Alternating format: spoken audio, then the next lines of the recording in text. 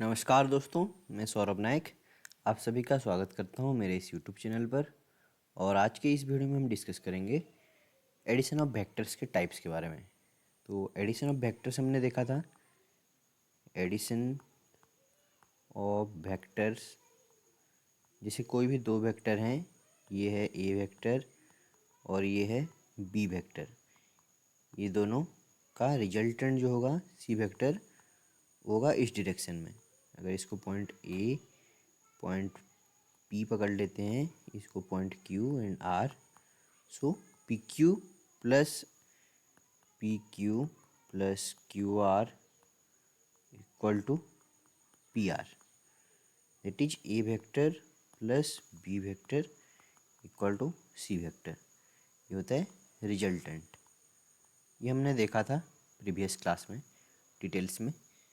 तो आज हम इसके एडिशन ऑफ वेक्टर्स के दो टाइप्स होते हैं। पहला है triangles law of vector addition.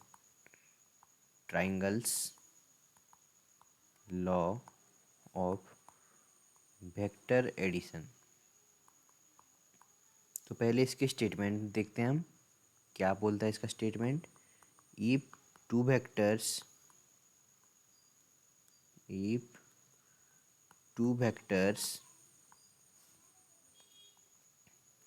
are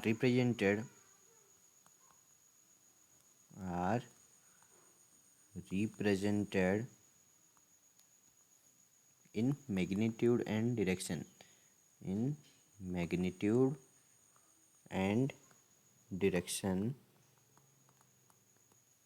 if two vectors are represented as the two sides of a triangle,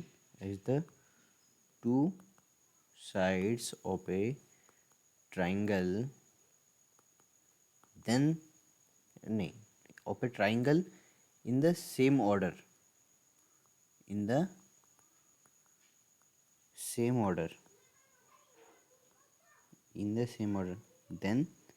their resultant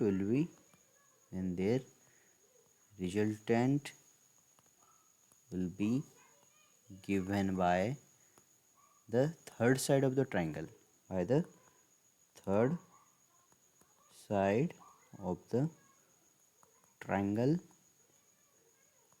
in the opposite order.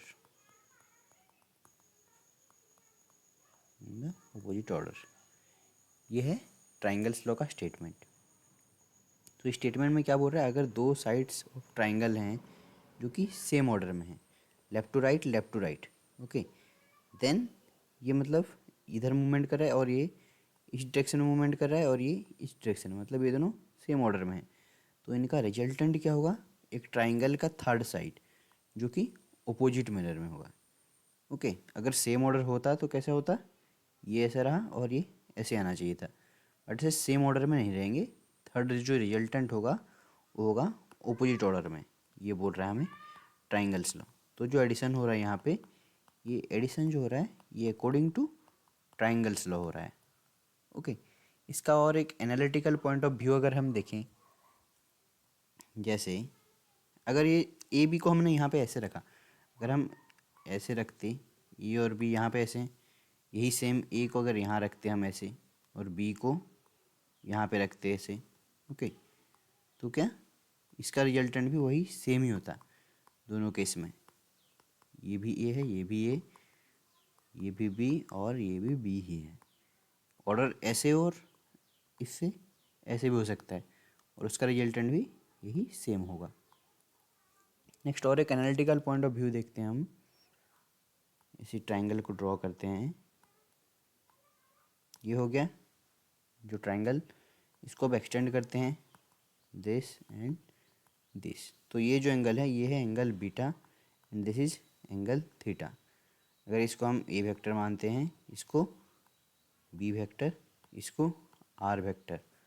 सो ये जो पॉइंट हैं इनका नाम दे देते हैं ओ पी टी क्यू।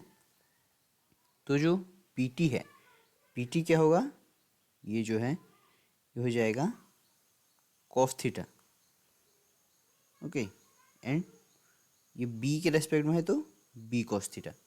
तो जो पी टी होता है वो होता है बी कॉस थीटा एंड जो क्यू टी होगा ये हो जाएगा बी साइन थीटा। और ओ पी जो है ओ पी है A, O P this is A. So O T जो टोटल है वो कितना है, ओ टी क्या है, ए प्लस बी कॉस थीटा। तो जो रिजल्टेंट होता है, रिजल्टेंट का कैसे लिखेंगे हम, रिजल्टेंट का मॉडुलस अगर लिखेंगे आर वेक्टर का modulus, that is simply R, that is equal to होता है root over of a square plus b square plus 2ab cos theta. Okay, ये होता है हमारा रिजल्टेंट। और इसका beta angle, triangle O T Q में अगर हम देखेंगे, बड़ा सा ट्राइंगल जो होता है, बड़े ट्राइंगल में अगर हम नोटिस कर रहे हैं तो एंगल बीटा जो है ये वाला एंगल बीटा ये हमें निकालना है। तो टेन बीटा क्या होगा, टेन बीटा होगा हमारा Q T by O T, Q T by O T that is b sine theta by a plus B cos theta. O T जो है यहाँ पे हमने लिखा है ए प्लस बी कॉस थीटा होता है। तो जो बीटा एंगल है ये होगा tan inverse b sine theta by a plus B cos theta. ये हो जाएगा हमारे पास टेन का एंगल। तो और एक स्टेटमेंट क्या है ट्राइंगल्स लॉ का, another statement,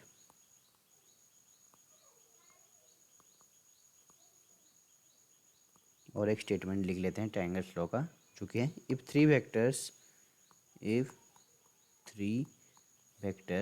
acting simultaneously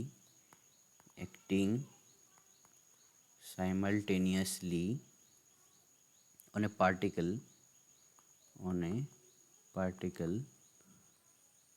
can be represented by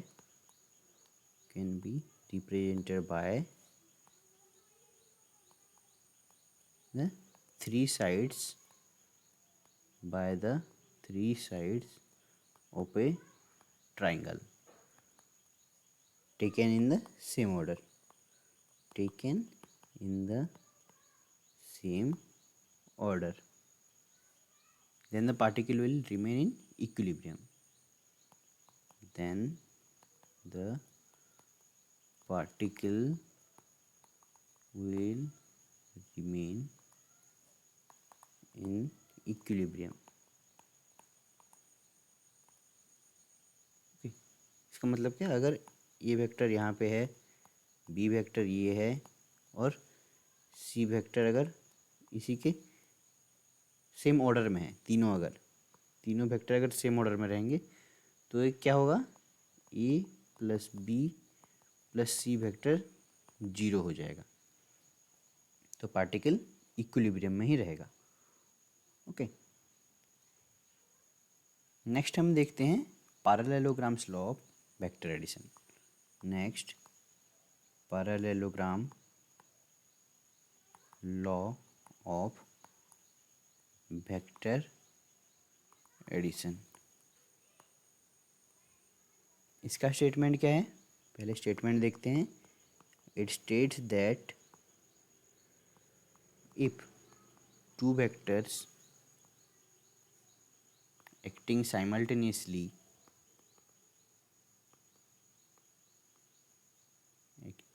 simultaneously at a point are represented in magnitude and direction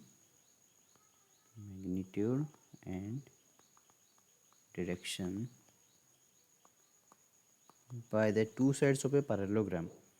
Okay, in magnitude and direction, it states that if two vectors acting simultaneously at a point are represented by the two sides of a parallelogram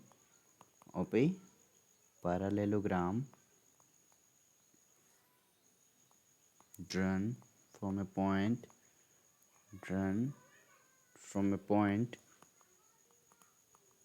then their resultant is given in magnitude and direction, in magnitude and direction is given by the diagonal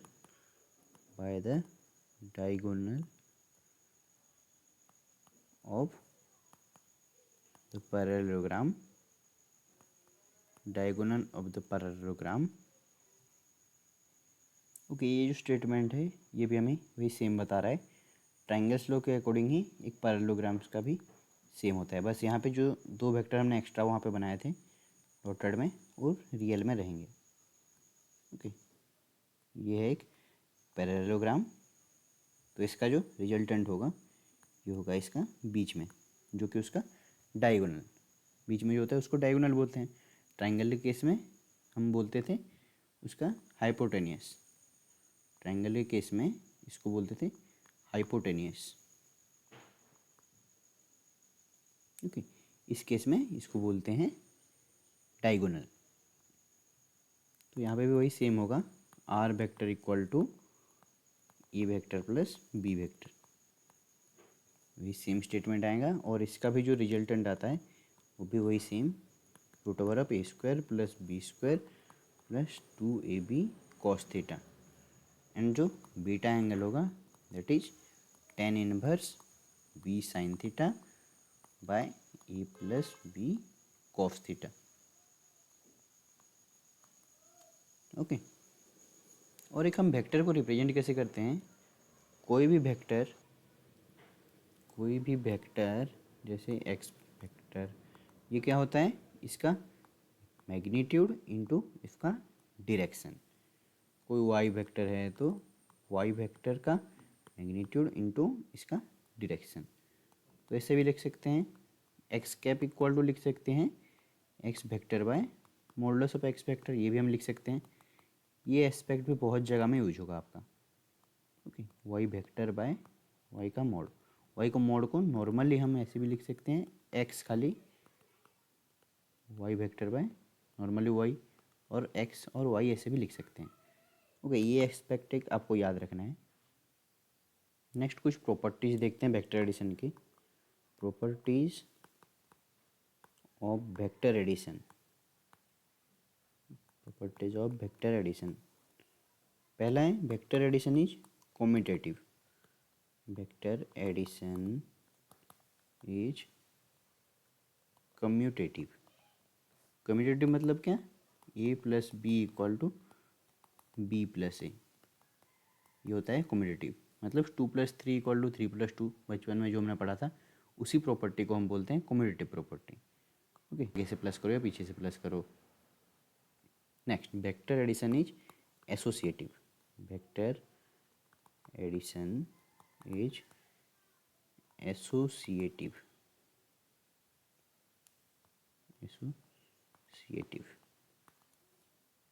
ये क्या है, 3 number जैसे बचपन में हम plus करते थे तो पहले 2 करेंगे फिर उसके साथ दूसरा बाद में करेंगे। जैसे था बचपन में ना 2+3 प्लस अगर 5 है तो 2+3 पहले करेंगे हम 5+5 दैट इज इक्वल टू 10। और इसको हम ऐसे भी कर सकते थे 2+3+5 तो 2+8, ये भी 10 होगा। यही सेम चीज़ को एसोसिएटिव प्रॉपर्टी बोलते हैं।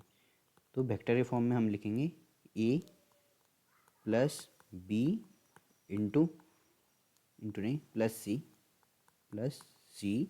That is equal to A plus B plus C.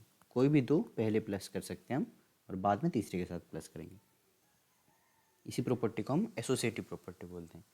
Third property क्या है, vector addition is distributive, vector addition is distributive.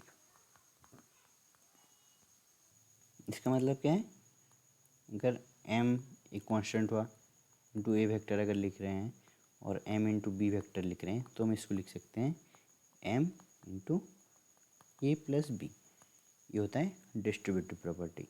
तो वेक्टर इन 3 चीज़ों को फॉलो करता है।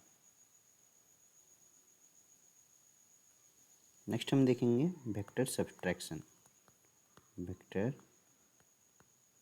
सब्ट्रैक्शन। वेक्टर सब्ट्रैक्शन मतलब क्या है, वही अगर सेम वेक्टर है ए वेक्टर इधर है और ये है हमारा बी वेक्टर। अब अगर अपोजिट में हम इसको लेंगे, जैसे ए वेक्टर को यहाँ पे लिया और बी वेक्टर को, ये बी वेक्टर है तो इसका अपोजिट ये माइनस बी हो जाएगा। तो ए वेक्टर यहाँ पे लिया हमने और ऐसे यहाँ पे लिया माइनस बी, तो इसका रिजल्टेंट क्या होगा, इस पॉइंट से इस पॉइंट को रिजल्टेंट होगा, तो रिजल्टेंट क्या हो जाएगा, ए माइनस बी। ओके, यही सेम स्टेटमेंट को बोलते हैं हम वेक्टर एडिशन। इसको आर पकड़ लेते हैं रिजल्टेंट। तो रिजल्टेंट क्या होगा, R equal to A plus minus b that is a minus b. Next और एक इम्पोर्टेंट एस्पेक्ट है रिजोल्यूशन ऑफ वेक्टर, जो कि हमारे फिजिक्स में बहुत जगह में आता है। Resolution of vectors. Vector resolution मतलब क्या, वेक्टर के दो कंपोनेंट होते हैं। कोई भी एक नॉर्मल वेक्टर है उसके हमेशा दो कंपोनेंट होते हैं। जैसे हम वेक्टर पकड़ लेते हैं ये पी वेक्टर या R vector, this is R vector. तो जो थीटा एंगल जहाँ पे होगा, थीटा एंगल के साथ लग के जो मतलब एक्सिस होगा वो होगा always cos angle, that is cos theta angle, this is R X and this is R Y. जो थीटा के साथ लग के नहीं होगा वो होगा साइन का angle, that is R sine theta. बस इतना ही है। अगर आर वेक्टर को हम रिजोल्यूशन कर रहे हैं तो उसके दो कंपोनेंट आ जाएंगे, टू कंपोनेंट। और वो दो कंपोनेंट क्या है, एक है आर एक्स जो कि एक्स के डायरेक्शन में है, उसका कंपोनेंट वो है आर कोस थीटा, और आर वाई जो है component along Y axis, that is R sine theta. बस इतना हमें याद रखना है। थीटा एंगल के साथ जो लग के होगा वो हो जाएगा कॉस थीटा और दूसरा साइन थीटा। ओके।